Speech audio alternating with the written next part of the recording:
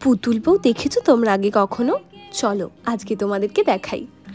দিনটা ছিল ডিসেম্বরের 15 তারিখ, আর এই দিনটিতে চারিদিকে লক্ষ্মী পুজোর মতো বিয়ে হচ্ছিল।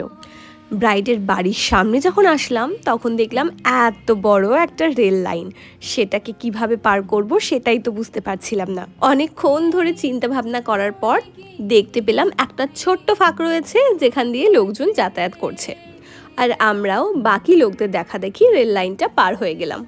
খুবই হন্ততন্ত হয়ে বিয়ে বাড়িতে ঢুকছিলাম, তো পাশ থেকে সবাই বলছে, দিদি তুমি কেন এত তাড়াতাড়ি ঢুকছো? আমি বললাম একদম 1:30টার মধ্যে ব্রাইডের কাছে পৌঁছাতেই হবে। ও বাবা, গিয়ে তো দেখি ব্রাইডের তখনও চলছে গায়ে হলুদের ফটোশ্যুট, আর এই দিকে আমার হাতে ব্যান্ডেড লাগাতে আমি ব্যস্ত, কারণ আমার হাতের নখগুলো এতটাই নরম, দুদিন পর পর মিডিল দিয়ে ফেটে যায়, আর ওই মিডিল দিয়ে ফাটা নখগুলো নিয়ে কাজ করতে ভীষণই কষ্ট হয়। হাতের নেলসগুলো কিভাবে শক্তপোক্ত করব, কারোর যদি কোনো কিছু জানা থাকে তো প্লিজ আমাকে একটুখানি জানিও, কারণ নেলস যদি মাঝখান থেকে ভেঙে যায় সে যে কী কষ্টকর, কতটা যন্ত্রণা হয়, যার হয় সেই জানে। আর এই দিকে আমার মিষ্টি ব্রাইডও চলে এসেছে আমাদের কাছে। 15 ডিসেম্বর এই ছিল আমার ফার্স্ট ব্রাইড। কত মিষ্টিটা দেখতে, একদম ছোট্ট একখানা পুতুলের মতো। আর সেদিন আমার এই মিষ্টি ব্রাইড আমার থেকে একদমই একটা সফট লুক চেয়েছিল, আর বলেছিল তোমার যেটা ভালো লাগবে আমাকে তুমি সেরকমভাবেই সাজিও। ফেস মেকআপটা শেষ হওয়ার পর আমি বলেছিলাম যে তুমি লাল বা পিঙ্ক এই টাইপের কোনো লিপস্টিক না পরে একটু অন্য ধরনের লিপস্টিক পরো, আর তার সাথে একটু ডট কলকা করো, তোমাকে অনেক বেশি সুন্দর লাগবে। তো ব্রাইড বলে দিয়েছিল হ্যাঁ তুমি তোমার ইচ্ছে মতোই করো। দুদিনই সাজার ইচ্ছে ছিল, কি করা যাবে। তো দিদিভাইয়ের খুব ইচ্ছে ছিল যে সে আমার কাছ থেকে দুদিনই সাজবে, বিয়ের দিন এবং বউ ভাতের দিনও।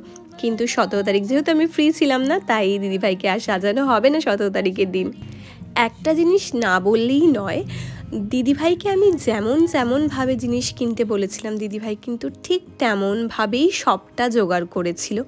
যেমন ফুল, যেমন ওড়না, দিদিভাই কিন্তু আগে একটা ওড়না কিনে ফেলেছিল। যখন আমাকে ওড়নাটা দেখায় আমি বলেছিলাম এই ওড়নাটা কিন্তু একদমই ভালো লাগবে না, তুমি যদি পারো প্লিজ ওড়নাটা একটু চেঞ্জ করো। তো আমার কথা মতো সে ওড়নাটা চেঞ্জ করে এত সুন্দর একটা ওড়না বানায়, এবং সেটা তার লুকের সাথে কিন্তু খুবই ভালোভাবে যাচ্ছিল। সাজের যদি প্রতিটা ছোট ছোট জিনিস ঠিকঠাক থাকে তাহলেই কিন্তু মেকআপ কমপ্লিট হওয়ার পর লুকটা খুব সুন্দর দাঁড়ায়। কোনো একটা ছোটোখাটো জিনিসও যদি ভুল হয় তাহলেই কিন্তু পুরো লুকটা বাজে হয়ে যায়। আর এই হচ্ছে আমার সেদিনের সেকেন্ড ব্রাইড। তো ব্রাইড আমার কাছ থেকে চেয়েছিল যে সে ফ্ল্যাট হেয়ার করবে আর তার সাথে সে মাথাপাটি দেবে, কিন্তু আমার এই ব্রাইড যে মাথাপাটিটা কিনেছিল সেটা টিকলির সাথে যখন দেয়া হচ্ছিল সেটা অতিমাত্রাতেই জ্যাবড়া লাগছিল আর দেখতে ভালো লাগছিল না। তাই আমি তাকে বলেছিলাম যে না তুমি এটা দিও না, ভালো লাগবে না, লুকটার সাথে ভালো যাবে না। কিন্তু যেহেতু চুলটা ফ্ল্যাট হয়ে গিয়েছিল, মাথাপাটি ছাড়াও কিন্তু দেখতে ভালো লাগছিল না, তাই তার গলার একটা সোনার চেন আমরা খুলে তার মাথায় এভাবে আটকে দিই। যতদূর সম্ভব এটাকে চেন বলে না, কিছু একটা বলে, এটার নামটা আমি ঠিকঠাক জানি না।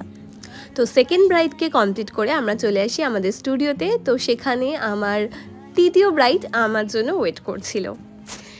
সেদিনের ছিল আমার থার্ড ব্রাইড। তো সে আমাকে বলেছিল যে দিদি ভাই তুমি আমাকে একদম একটা মিষ্টি কোণে সাজিয়ে দিও, আর আমি একদমই কাজল পরি না, তো আমার চোখটা প্লিজ তুমি কালো করো না। তো যেমন কথা তেমনই কাজ, আমি আমার সবটুকু দিয়ে একটা ব্রাইডকে সাজাতে চাই যাতে তার স্পেশাল দিনটা অনেক অনেক বেশি সুন্দর হয়ে ওঠে। এই যে এতদিন মানে ম্যাডামের আমি স্টোরি দেখে এসেছি সাজানোটা, আজকে আমি নিজে সাজছি, এটাই হলো ব্যাপার। ওই লুকটা পেয়েছি, ভালো লাগছে, নিজের দিকে নিজেকেই তাকিয়ে থেকে দেখতে ইচ্ছে করছে।